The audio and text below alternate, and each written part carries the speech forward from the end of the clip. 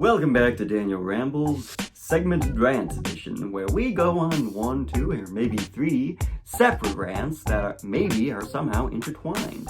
It's a bit longer than the traditional ones, but you're the one who signed up for it, so you better strap right in and have fun. Or else. So once upon a time, Daniel Ford read this book called Mutant Message, which is about the Aboriginal tribes out in Australia, and this woman reporter who went on this mystical, magical journey with them, where they had her burn all of her belongings and took her on this journey across Australia, where she had these fantastic spiritual experiences, and she learned about their culture and how they were essentially shedding themselves and celebrating not birthdays, but their moments of elevation, as one might say. Now, this book was a smashing hit in the United States, and she started doing conferences, and people were inspired. She did tours, and it was fantastic, except for the fact that the Aboriginal tribe that she went on this journey with, they didn't actually exist. And the things that she was saying were actually damaging to the Aboriginal tribes who actually did exist. So the individuals who found out about this, they had to gather a bunch of money that they didn't have so they could fly to New York City to confront her at one of her conferences, where she broke down in tears and started crying and admitted that she made up the entire story, which in the book she said was based on a true story. Now, why do I tell you this story? Because I believed the book's integrity to be true, and I told other people to read the book, and I was inspired. And when I found out that the author had blatantly lied, knowing that it wasn't true, it sort of tore a hole in me, and I had this fiery passion never to be duped again, which is why the other day, specifically today, yesterday, this thing was posted on Twitter, which said that AOC recommended a 10% tax bill on white men. And this was posted by Breaking 911 on Twitter. And over 68 people have shared this that are my friends on Facebook. But the only problem here is that doesn't actually exist. AOC did not say this thing, and you can easily verify this by searching on Google and going to the Breaking 911 Twitter account, which says it's been suspended. And nowhere else is there any evidence that this actually exists. But my friends are posting this saying, oh, I can't believe she said that. That racist woman, oh, she's got a flat chest, and we're gonna say other terrible, terrible insults about her, based on this thing that I hope is true because I don't already like her. Now, my problem isn't necessarily that human beings fall prey to the foible of sharing misinformation, even when they could take 5 seconds to Google and verify whether or not it's true. No, that is not what bothers me.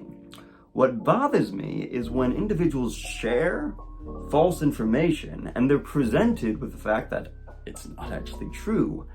And instead of asking for forgiveness and admitting they're wrong, they will defend their position or ignore it, which is automatically compromising your integrity as a human being and a participant on this spaceship Earth, on planet. So, what I recommend is that if you're ever finding yourself sharing misinformation that you believe to be true but actually isn't, quickly admit your fault, ask for forgiveness, and move forward, because that is how you have integrity in life. And if you do not have integrity, then how are you supposed to trust your fellow individuals? Everything you say after you have knowingly shared misinformation or somebody brings it up to you, everything you say after that has become invalidated because you as an individual do not hold integrity. Now, I don't mean to make you feel bad if you fall prey to this. I just hope that we can build the habit of admitting when we're wrong and actually forgiving the individuals so that they know that it's okay to change their opinion when they realize it's not true. And another thing, when I was young, I went to this rock and roll prom thing at one of our churches. You know, they were very forward.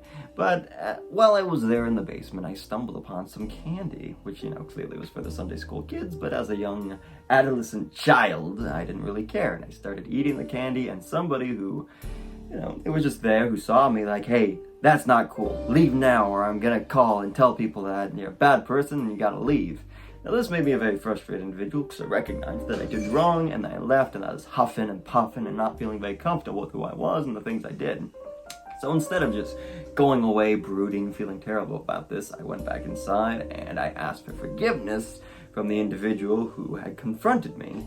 And they were very surprised by this because, most individuals probably wouldn't admit their wrong or their fault in life, but that was something that I valued at the time.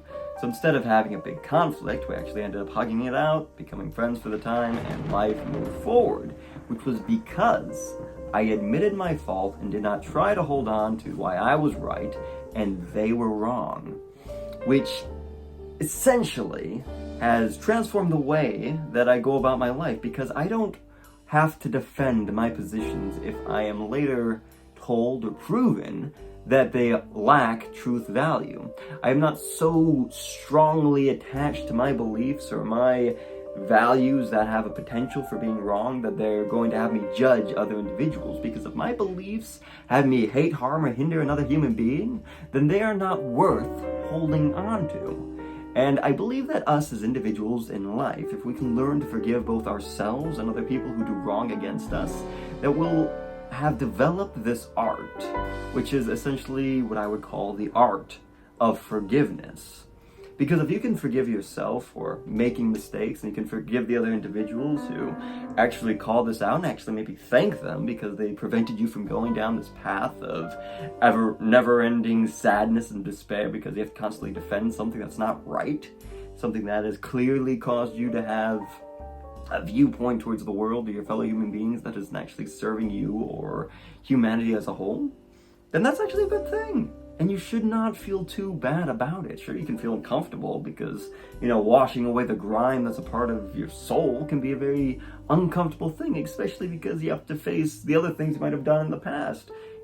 Poor manipulation tactics towards your friends and families or romantic partners or other things that didn't really make sense at the time. But recognizing those faults and improving and growing because you want to be a better human being, forgiveness, that can be transformational in the grand scheme of things. So, if you find yourself too attached to, maybe your things, your belief systems that are causing conflicts in your interpersonal relationships, let them go, man. They're not worth it. They're not worth holding on to. Because what you're sacrificing is the opportunity to evolve into a better human being that has closer knit relationships. And I don't think that sacrifice is worth it. To have man-made things disrupting and destroying that which is divine. One final thing. When me and Matt were younger kids, we used to play World of Warcraft, which was an MMORPG, massive online multiplayer game, where you get to be the Horde of the Alliance, and you go on these epic quests, and it's just very, very fun and time-consuming. So overall, between the two of us, we spent over a year in-game, which in-game, that means 24-hour legitimate cycles. And the frustrating part is that we spent all this time and all this effort in getting Grand Marshal, going on these raids, having a grand old time. And the second that we try to make any money off this by farming gold and selling it for legitimate money on the internet, we got enough to buy a PlayStation 3 and an Xbox 360. It was great, but after over 300 some days playing, that value is less than probably a couple of dollars a day. So what World of Warcraft did was they banned our account. Our Zondervan account no longer had any access. It was gone completely. Now, how do you forgive a company that's making multi-billions of dollars every year for crashing down on our hopes and dreams for making just a few bucks on the side? They have these copy-paste reskin little boars and these little, whatever the heck you call those, murlocs. They just copy-paste those over and over again. They've got more money than God, but they don't have nearly as many animals, and then they're just taking our money because you have to have a monthly subscription. The second that we try to get any of that money back, they ban the account. They ban it. No more Zondervan, because they said that was going against their policies. Why not let the individuals who are paying $15 a month devoting more time to the game than the actual job, why not give them the opportunity to make a little bit on the side? Huh? And then you just go forth and fire a bunch of the creative individuals who are making your game successful so that you can have more money for your executive team who isn't actually contributing anything to the game? Is that cool? Is that fair? Is it fair that my Zondervan Grand Marshal individual who is level 90 got banned? Does that make sense to you? No. Purely preposterous. So yeah, should I forgive them? Maybe. Probably not, though. Do I look like someone who's in the position to forgive a multi-billion-dollar company? Individuals who are just living on their super yachts? No, I won't do it. Actually, there is one way that I would forgive them. We've written multiple letters asking for them to unban our account.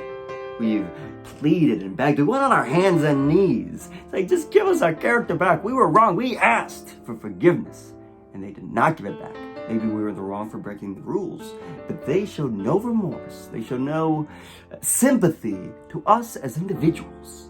So, will I forgive them? Maybe if they forgive me first. You know, that's how it works in regular relationships. I would forgive you for your transgressions against me, but first you have to forgive me for kicking you in the nuts. Or for pulling that stretchy band and letting it go across the house, and then, you're on the floor and writhing pain. Yeah, then maybe I would forgive them. But they have to ask for forgiveness first. Because sure, even if I'm the initial transgressor, if you don't accept my forgiveness, then the second I want you to, and give me back that which I desire, then it's over. It's off the table. You know, the steel right here, on the table. Now it's off the table. Because you didn't take the opportunity. You missed out. You messed up. I think that's how most people behave towards things in life. Like, well, you didn't take my offer when I had it, so yeah, my forgiveness actually had a timestamp on it, and it's passed. No forgiveness for you. No forgiveness. It's over, man. I'm out. And there you have it, Daniel Rambles Segment Editions. If you liked it, let us know below, because you're not going to get any more if you don't. There you go.